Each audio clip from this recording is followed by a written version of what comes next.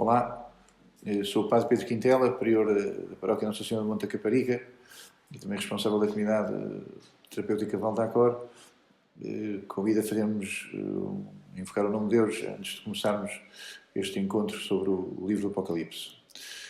Então confiamos àquela que ensinou Deus a Jesus, que deu catequese a Jesus, que rezou com Jesus. Ave Maria, cheia de graça, o Senhor é convosco, bendita sois vós entre as mulheres, bendito é o fruto do vosso ventre, Jesus. Santa Maria, Mãe de Deus, rogai por nós, pecadores, agora e na hora da nossa morte. Amém. Sede de sabedoria, rogai por nós. São João Evangelista, rogai por nós. Todos os santos e santas de Deus, rogai por nós. Então, o propósito é retomar umas catequeses que fiz aqui assim durante o confinamento, na época do confinamento, sobre as cartas de São João às 7 igrejas. Comecei, portanto, pelo capítulo 2, houve convites vários que me foram sendo dirigidos no sentido de retomar estes encontros e, portanto, agora, neste advento, procurarei em 4 encontros fazer uma leitura de um pastor, de um padre, sobre, então, o primeiro capítulo, não é mais do que isso.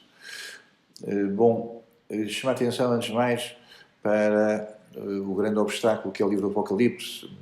Há quem lê a Bíblia e que termina no livro do Apocalipse, não consegue entrar no Apocalipse. O Apocalipse é um texto cifrado, é um texto muito misterioso, inultrapassável para muitas pessoas. Exatamente aqui o propósito que tenho é este de entrar neste livro como palavra de Deus. Deus não tem que fazer prova de genialidade, Deus não tem que fazer prova de que é um erudito. A palavra de Deus não é para nos complicar a vida, a palavra de Deus é para pôr a luz de Deus, para pôr o amor de Deus, para pôr a força de Deus na nossa vida. Portanto, o meu propósito não é outro senão aquele que foi muito vivo na Idade Média, de comentar este livro para perceber o que está a acontecer, para perceber a vida, à luz deste livro que, de algum modo, sintetiza todos os livros. Alguém dizia que se devia começar a ler a Bíblia pelo livro do Apocalipse, porque é o livro que pressupõe todos os outros livros. O Apocalipse é recorrente, a maneira como de uma passagem se passa para outra passagem, de um livro da Bíblia se passa para outro livro da Bíblia, e, portanto, o Apocalipse pressupõe, então, toda a travessia da história da salvação, que para nós está consubstanciada nas Escrituras, na Palavra de Deus, na Bíblia. Bom, no outro percurso que fiz sobre o Apocalipse, que está disponível no canal da Paróquia, fiz uma introdução ao livro do Apocalipse, portanto, para não ser redundante, remeto para esse outro vídeo que está disponível no canal da Paróquia, como a introdução ao Apocalipse. Hoje lançava-me no mérito portanto, do que é a literatura apocalíptica e o que é que nos traz singularmente o livro do Apocalipse de João, para depois então entrar a comentar os 3 primeiros versículos do primeiro capítulo. Antes de mais, lembrar que, também já o fiz, que na linguagem comum a palavra Apocalipse ganhou um sentido que de maneira nenhuma é aquele que tem na origem. Então, para nós Apocalipse tem que ver com coisas terríveis, tem que ver com horrores, tem que ver com pavores, com pânico, com violências, com coisas, com realidades históricas terminais, de destruição total. Lembrar que a palavra Apocalipse quer dizer revelação. O propósito de João não é, de maneira nenhuma, fazer um filme, fazer cinema apocalíptico, no sentido comum que a palavra tem. O propósito de João é revelar o desígnio de Deus, aquele desígnio que lhe foi partilhado e que ele quer trazer aos homens. Muitas vezes estamos condicionados por esta ideia de Apocalipse, que depois deu origem até ao famoso filme Apocalipse Now. Não é aí que está São João e, portanto, o meu propósito é então andar por dentro deste estilo de literatura que surge mais ou menos 150 anos antes de Jesus Cristo e que, de alguma maneira, culmina e termina com o Apocalipse de São João, vamos dar com a data convencional, que está escrito por volta do ano 100. Então, a literatura apocalíptica, há outros livros apocalípticos, diz-se que usam a pseudonímia, portanto, quem os escreve vai buscar um nome mais relevante para receber a autoridade desse nome para o seu escrito. Portanto, alguém escreveu o livro de Enoque, não foi o Enoque, o personagem do Gênesis. Alguém escreve o livro no Apocalipse de Moisés, mas não é o Moisés. O Apocalipse de Esdras, mas não é o Esdras. Portanto, a literatura apocalíptica vai buscar essa autoridade grande para receber autoridade para o seu próprio livro. Bom, são textos sobrecarregados de simbolismos, de enigmas que se tornam difíceis de ultrapassar, de uma iniciação mistérica, de coisas de ideias que nos são difíceis. Lembrar que também há um certo dualismo, um certo pessimismo, há o bem, há o mal, há grandes violências que acabam geralmente então com a história encerra-se com a vitória de Deus. Destas coisas todas, São João vai ultrapassá-las. O seu Apocalipse, há quem diga, aliás, que o Apocalipse de São João não é exatamente a literatura apocalíptica. O que encontramos nos outros apocalipses, nos outros textos apocalípticos que existem na altura, é muito diverso daquilo que encontramos no Apocalipse de João. Para mim, parece-me que, para entrar neste género de literatura, são necessárias estas 4 características, ou deviam vir articuladas estas 4 características. É preciso ter familiaridade com a Palavra de Deus. Quando se conhece a Palavra de Deus, uma palavra lembra outra palavra, uma ideia puxa outra ideia. Quando se conhece a Palavra de Deus, vamos de texto em texto, de episódio em episódio, até chegar a um sentido maior. Penso que é fundamental ter familiaridade com a Palavra de Deus quando se lê o Apocalipse. 2, é preciso haver um tempo longo. Lembrar a ideia do filósofo que dizia que um sábio, quando encontra um outro sábio, diz devagar, e o outro responde-lhe devagar. Portanto, o tempo do Apocalipse é um tempo longo, e logo aqui está também, como é óbvio, uma razão para que este género de literatura hoje tenha também menos sucesso. Temos vidas muito agitadas, muito aceleradas. O tempo que o Apocalipse traz consigo, que nos pede, não é aquele que dispomos. Penso que é também um tipo de literatura que, muito à maneira medieval, pede mestres e discípulos. Alguém que está mais iniciado junto de alguém que não está iniciado. Alguém que é no papel de mestre conventual, chama a atenção para o discípulo. É o género de literatura que não vale a pena ser enfrentada isolado. Posso ler livros complexos sozinho, o livro Apocalipse lido sozinho, no limite lido sem a Igreja. Mais que penso que pode acontecer é dar origem a fantasias pessoais. Por último, lembrar a atenção que para este livro ser lido com proveito, também muitas vezes é necessário os complementos, os subsídios de leitura. A Idade Média dava-os, esses subsídios de leituras, antes de mais, na escultura. A escultura do românico seria incompreensível sem o Apocalipse. Da escultura do românico, as rosáceas, os vitrais do românico e do gótico, ainda também a pintura que aí vem, a música, portanto, são tudo subsídios que nos permitem entrar mais fundo no livro Apocalipse. Penso que então, para ler o Apocalipse com proveito, é necessário familiaridade com a escultura, este tempo longo, esta iniciação dentro da Igreja e também receber os subsídios que a própria tradição da Igreja nos traz consigo. Um autor, para mim, muito importante, Klaus Berger, um autor contemporâneo, um teólogo, um exegeta alemão, leigo, casado, pai de filhos. Klaus Berger caracterizava assim o Apocalipse. Primeiro, é um livro que tem uma estreita ligação com a liturgia. Então, no Apocalipse, quem entra percebe-se que o que ali está a ser dito corre convergente, muitas vezes corre de uma maneira que só é decifrável se tivermos presente a maneira como decorre a celebração da Santa Missa. Em segundo lugar, trata-se de um livro que ilumina sobre a pretensão do poder. A liturgia é uma insubmissão em relação ao poder do mundo. A liturgia é a não aceitação. O que o poder pede, adora-me, utiliza-me, usa-me, de um modo tal que sou eu que te utilizo, sou eu que te uso. Então, o Apocalipse é um livro contra a divinização do poder. Terceiro, neste mesmo sentido, é um livro que sublinha a resistência face à perseguição.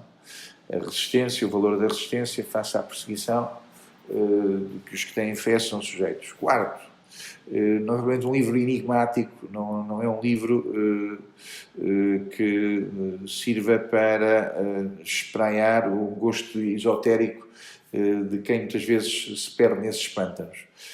Como diz Berger, trata-se de um livro que coloca um caleidoscópio onde nós pretendíamos ter um telescópio. O telescópio quer dizer eu poder avançar, eu poder ir lá ao futuro, eu poder conhecer o longe com detalhe. Então o que o Apocalipse faz é colocar cores, é colocar movimento, é colocar tantas vezes a densidade do real, aonde nós com facilidade o que apenas queremos ter uma utilização do real. Quinto, é um convite à liberdade da esperança. Muitas perseguições, muitas aflições, muitas incompreensões, muitas coisas que nos escapam, mas apesar de tudo, sois livres, sois chamados à esperança, sois chamados a essa liberdade maior. Sexto, é um livro que fala da reabilitação das vítimas, que são os fiéis, que somos nós, os que procuram levar a palavra de Deus a sério. Sétimo, não se deve tentar decifrar palavra atrás de palavra este livro. Isso é o que fazem as seitas, isso é o que fazem os sectários, isso é o que fazem a leitura fundamentalista, de ir à procura de encaixar na história, encaixar neste personagem, encaixar neste momento, este acontecimento. Então não se deve ir procurar decifrar palavra após palavra, tampouco se deve evaporar o texto no vazio literário da especulação e da estética literária. Bom, então chego ao texto tal como eu próprio, aqui assim, na tradução que uso, que é uma tradução que eu mesmo compus, visitando outras traduções, portanto, não tendo a competência do especialista, limitei-me a fazer aqui recorte do que me parece das minhas leituras ser uma versão mais rica. Então, leio estes 6 versículos. Revelação de Jesus Cristo. Deus encarregou-o de manifestar aos seus servos as coisas que brevemente devem acontecer e que ele comunicou pelo anjo que enviou ao seu servo João, o qual atesta que tudo o que viu é a palavra de Deus e testemunho de Jesus Cristo. Feliz o que lê e os que escutam a palavra desta profecia e guardam o que nela está escrito, porque o tempo está próximo. Bom, então, a primeira paragem absolutamente obrigatória é em torno desta palavra revelação. A Igreja vive da revelação, a Igreja vive dentro da revelação. A palavra revelação, aqui assim, pode-se opor à palavra, diria, ideia. A palavra revelação pode-se opor aqui assim à ideia de qualquer filosofia, qualquer literatura, através do qual os homens desenvolvem os seus conceitos, desenvolvem e elaboram as suas ideias, aprofundam as suas experiências de um modo mais complexo, de um modo mais denso. O que está aqui em causa não é o que o homem dá ao homem, o que está aqui em causa não é o que o homem pensa, o que está aqui em causa não é a ideologia que o homem constrói, o que está aqui em causa é o que Deus manifesta, é o que Deus mesmo entregou. Então este é o tópico absoluto e inultrapassável da nossa reflexão. Deus revelou-se, Deus manifestou-se, Deus deu-se a conhecer. Essa é a vida de Jesus. Portanto, nós não temos ideias sobre Deus, nós não temos conceitos sobre Deus, nós conhecemos Deus porque em Jesus Deus o deu a conhecer. Na carta aos Coríntios, São Paulo diz, nós temos o pensamento de Deus, nós conhecemos a imagem de Deus, assim como também o diz a carta aos Colossenses. No Catecismo da Igreja, o número 50, está escrito, pela razão natural, quer dizer, pela nossa inteligência, pela nossa capacidade humana, mais ou menos desenvolvida, com mais ou menos estudos, pela razão natural, o homem pode conhecer Deus com certeza a partir das suas obras. É muito importante, quer dizer, a inteligência, quando olha para a existência, na complexidade e na coincidência, reconhece um sinal de Deus. O mundo é tão complexo e funciona, o mundo é tão complexo e coincidiu na vida dos homens. A grande fantasia, a grande ficção é esta de acreditar no acaso. De acreditar que o acaso é tão convergente, nesta coisa tão extraordinária como seja a vida humana, esta coisa tão imensa como é o cosmos. Então, pela razão natural, o homem pode chegar ao conhecimento de Deus. Mas existe uma outra ordem de conhecimento que o homem de modo nenhum pode atingir em suas próprias forças, a da revelação divina. Há qualquer coisa de maior, de inultrapassável, que o homem só pode acontecer por manifestação de Deus. O cardeal Newman dizia que o conhecimento é como a criança que vê a franja de uma toalha. A criança é pequenita, está do lado de baixo e só vê a franja da toalha e tudo o que lhe é dado a ver é a franja da toalha. E, no entanto, há a parte superior da toalha que está em cima da tábua, e essa parte a criança não vê, tem que ser levantada, tem que alguém levantá-la e erguê-la para ver o que está em cima. No caso, até para nós, como diz também a Carta dos Atos dos Apóstolos, não somos nós que nos levantamos para ver a toalha, é o Senhor que faz descer a toalha até nós, para nós encontrarmos o que estava sobre ela, o que estava em cima dela para nós. Então, Deus deu-nos a conhecer muito mais do que aquilo que nós podemos alcançar apenas pelo nosso conhecimento natural. Por uma vontade absolutamente livre, Deus revela-se e dá-se ao homem. E falo revelando o seu mistério. O desígnio benevolente que desde toda a eternidade estabeleceu em Cristo a favor de todos os homens. Revela plenamente o seu desígnio, enviando o seu Filho bem-amado, nosso Senhor Jesus Cristo, e o Espírito Santo. Então, o que está aqui assim paradoxal é que o que era mistério deixou de ser mistério para os que têm fé. O que era secreto deixou da maneira de ser secreto para aqueles que têm fé. O que estava dentro de Deus foi mostrado àqueles a quem Deus convida para dentro de si, dentro da sua vida. Então, o que só Deus sabia foi oferecido aos que de Deus se aproximam e aceitam caminhar com Ele na fé. O que era só de Deus, eis que se torna para nós possível através da fé. Nós não lidamos com construções mentais sobre Deus, sobre o princípio do mundo, sobre o fim do mundo. Nós acolhemos o que Deus manifestou em Jesus Cristo. Bom, então passo a comentar os versículos que há pouco foram lidos. Sim, antes de mais, queria chamar a atenção para que esta primeira palavra, revelação, não é tanto o nome do livro, Apocalipse, Revelação. Nós damos mais importância ao nome como se identificasse a coisa.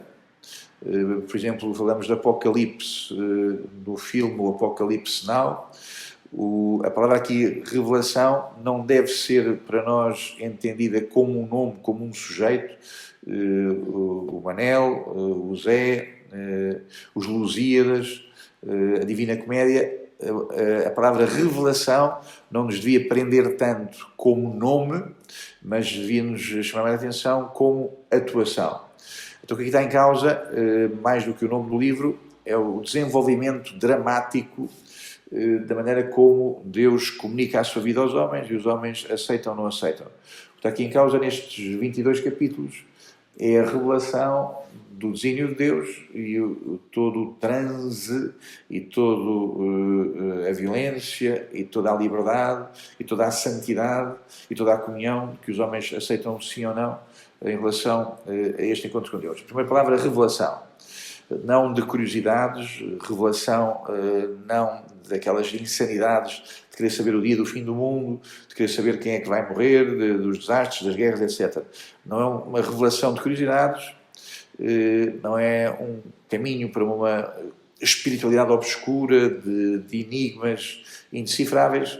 O que está aqui em causa é a revelação, diria eu, antes de mais, daquilo que celebramos na Santa Missa. Podemos ir à missa, podemos acolher a revelação daquilo que é celebrado na Santa Missa, e de alguma maneira penso que é por aqui que estamos no livro do Apocalipse. Então, no mesmo sentido, chamar a atenção para que este livro do Apocalipse é muito, como é óbvio, é muito chegado à hora da cruz. A grande revelação é a hora da cruz, o grande acontecimento apocalíptico revelador é a hora da cruz. É esse o momento culminante da revelação.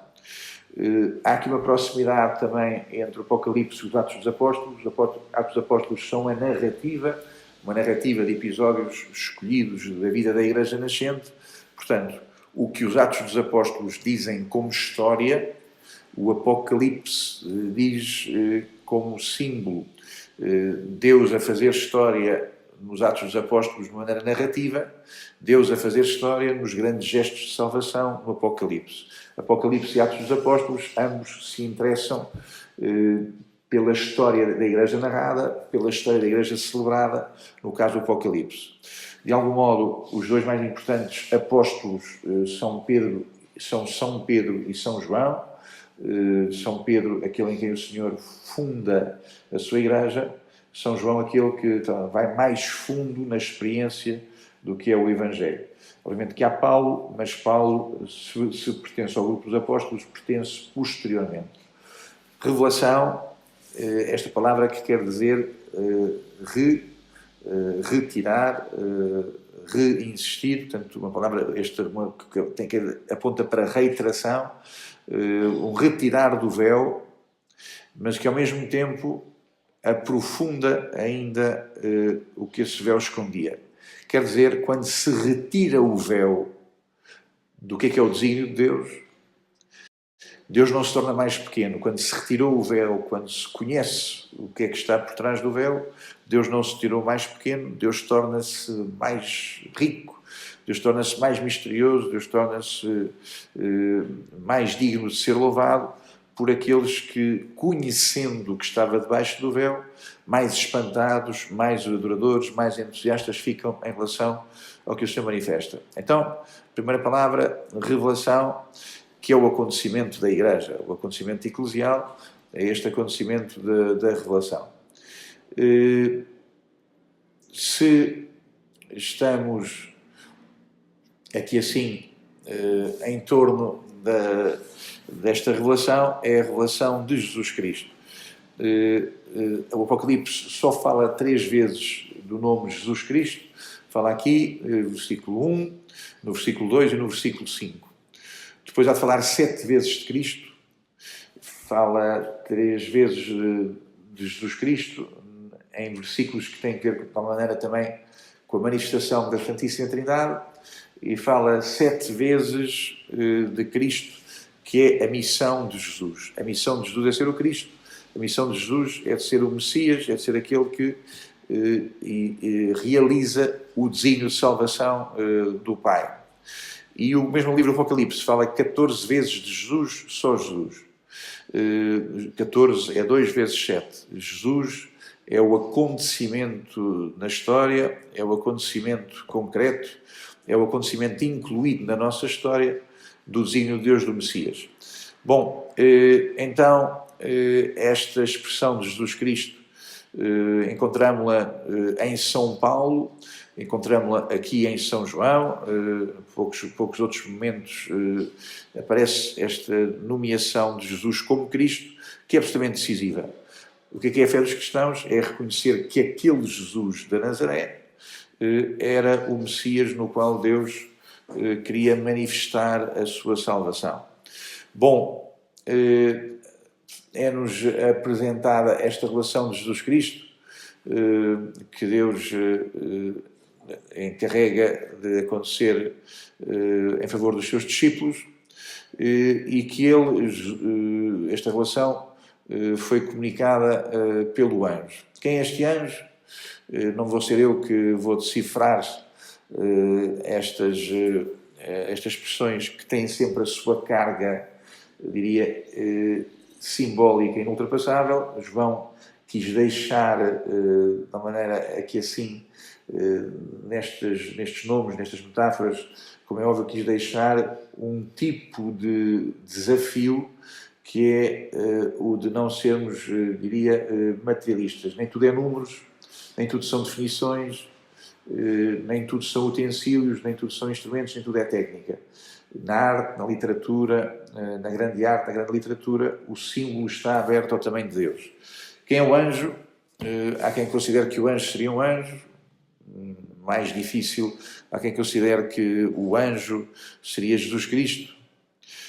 Há quem considere que o anjo são os bispos. Quem é que são os bispos que têm esta missão de dizer esta palavra apocalíptica?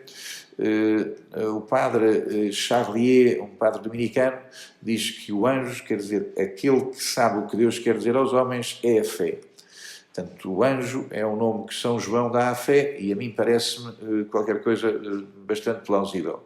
O anjo é a fé que o Senhor nos confiou para nós percebermos e conhecermos os desígnios de Deus. Chamar a atenção para a questão do tempo, que aparece aqui assim em dois momentos. Logo no primeiro versículo diz-se que Deus encarregou Jesus de manifestar estas coisas que brevemente devem acontecer. Estamos dentro do tempo, este tempo denso, este tempo em que esta brevidade é aquela mesma com que Jesus começa o seu ministério. O tempo está próximo, arrependei-vos, o momento culminante do tempo está próximo, arrependei-vos e criai o Evangelho. Depois, no versículo 3, comparece de novo esta questão do tempo. De novo, porque o tempo está próximo.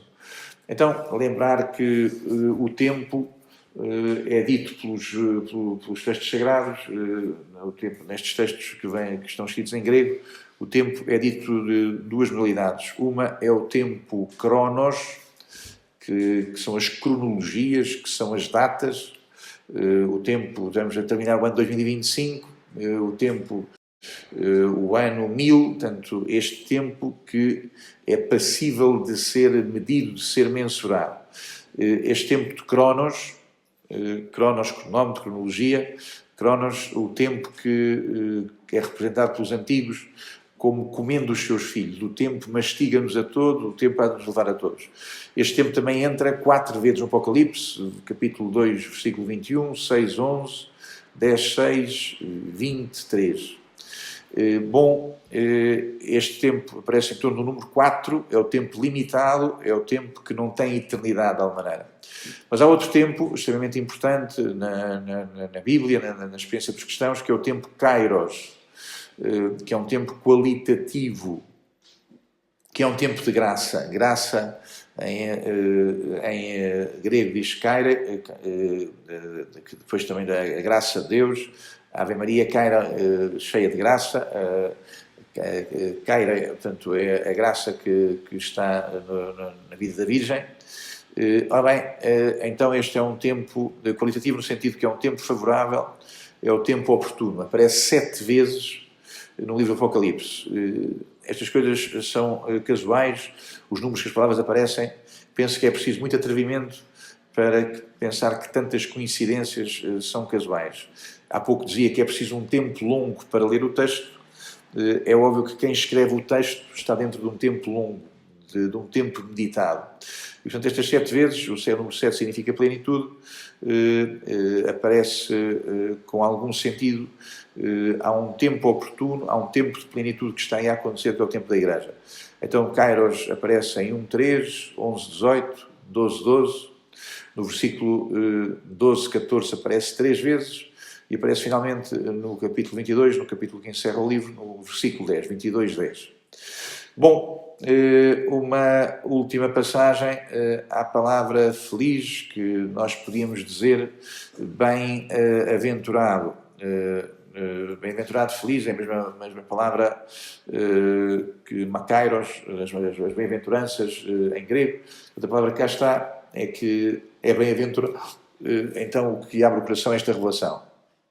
Também esta palavra aparece 7 vezes, 1, 3, 14, 13, 16, 15, 19, 9, 26, 22, 7 e 22, 14.